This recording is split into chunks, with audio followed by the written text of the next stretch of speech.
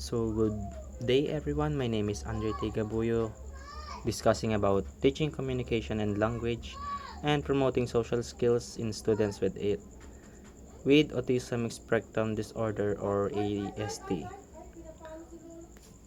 So before our proper discussion, let's have first our learning objectives should be at the end of the discussion, students should be able to describe how consultation and collaboration with educators can be benefit general education educators addressing the education needs of students with ASD, identify and describe classroom modification and can be made to enhance learning experience of students with ASD, and third, discuss the importance of teaching social skills in relevant environments such as general education classroom for students with ASD as a method of building social competence.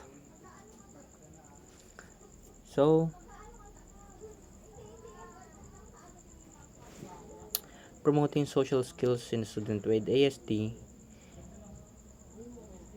can make a significant difference in their ability to interact positively with others, build relationships, and succeed in various social environments. So, importante yung pagtuturo ng or pagpopromote ng social skills sa mga students with ASD para ma-enhance or ma-enhance yung social skills nila as well as maayos yung pakikitungo nila sa ibang tao. So what are the strategies of promoting social skills in students with ASD? First, we have the use of visual supports and social stories. Second, premeditated intervention. Third, provide structured social opportunities. Fourth, positive reinforcement and feedback. And fifth, incorporate social skills in academics. So, ano nga ba yung use of visual supports and students and stories? Visual aids like schedules, charts, and pictures can help students understand and navigate social interactions, no? Lalo na sa mga students with ASDs, nakakatulong yung paggamit ng pictures or stories na kung saan dito sila magre-rely or dito sila makakapulot ng aral sa mga nakikita nila or na babasa nila. Ayon kay Carol Gray nung 2000, Gray found the use of social stories to be an effective method of facilitating appropriate peer interaction. Sa peer-mediated intervention naman, ito yung paggamit ng ito na yung isang normal students ay pinipair dun sa students with ASDs or pinang-body sila para maka-adapt yung students with ASDs sa normal students para ma-enhance yung social skills niya and also yung pakikitungo niya sa ibang kaklase niya or sa ibang tao, no? Ayon kay Wheeler et al., one of the advantages including students with ASDs in class with typical peers is that many opportunities are available for addressing the development of social skills. SOSA provides structured social opportunities, gives students opportunities to practice social skills in structured, predictable settings such as group activities, clubs, or small group projects. No, kanina sa premeditated intervention, gumagamit sila ng body-body wherein tulang siya yung normal students and students with ASDs. Dito naman sa provide structure and social opportunities, ito na yung sa outside the classroom. Ito yung interaction ng students with ASDs outside the classroom. Kunwari, may pa-event sa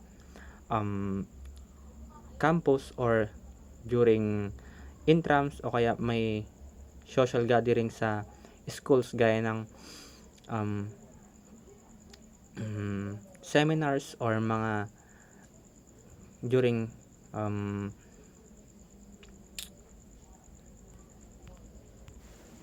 during flag ceremony, mga ganong event na outside the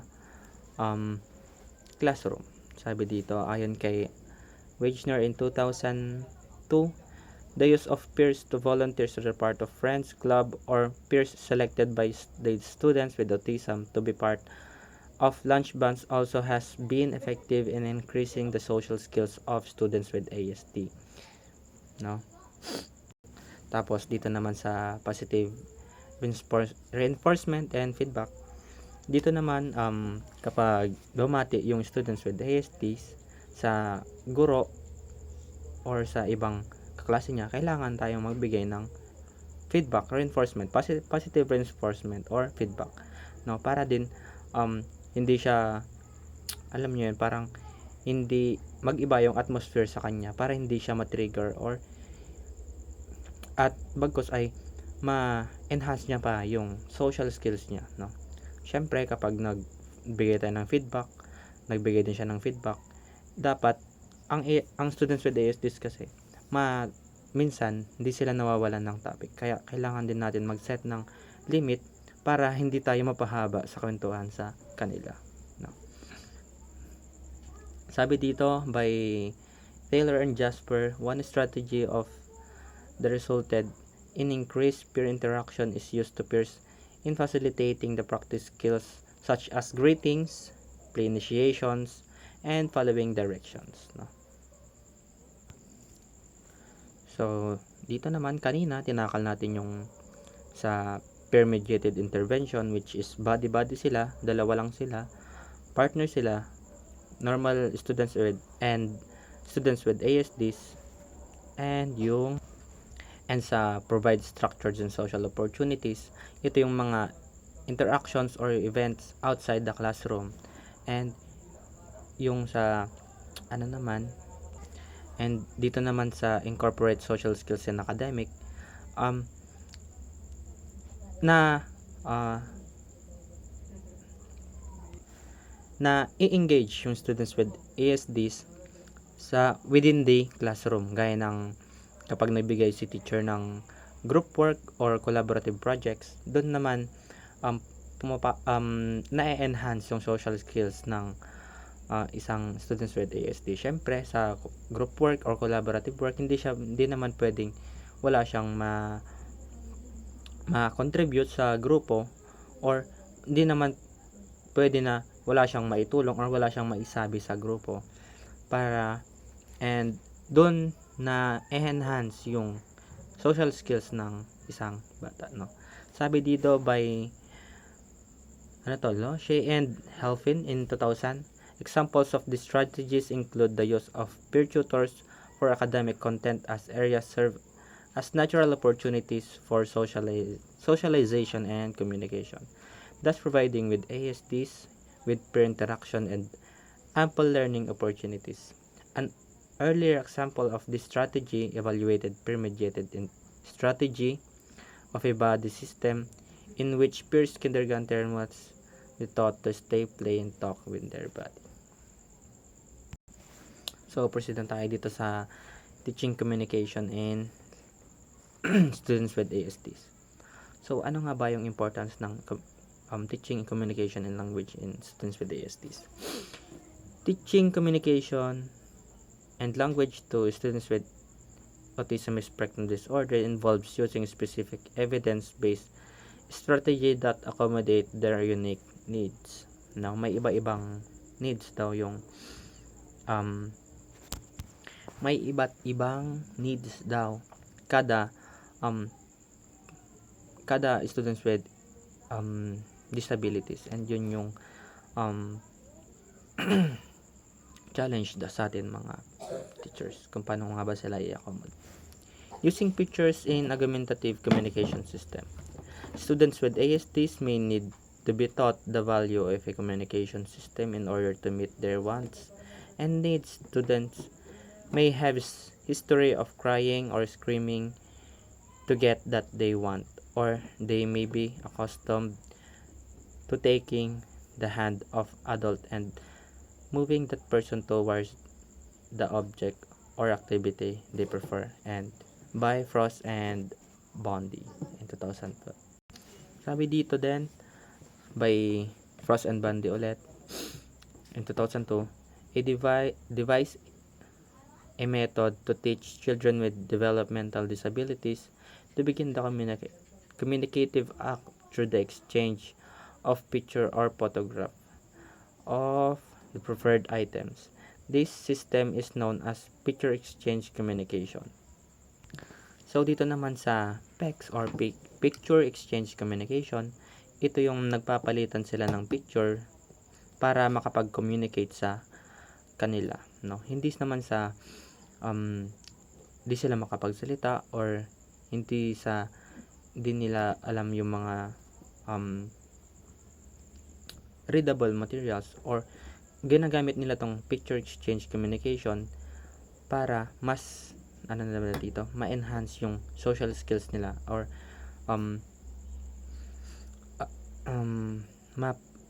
mas mapaganda yung and mas challenging yung communication system nila. Sabi ba dito by Frost and Bondi ulit, 2002, the PEX has been widely adopted for students without oral communication skills.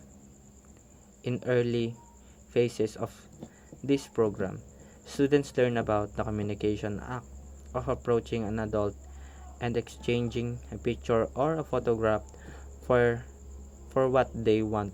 Later phases include teaching discrimination of items to select preferred ones, requesting in sentence from form, and then commenting on what the students observe in the environment.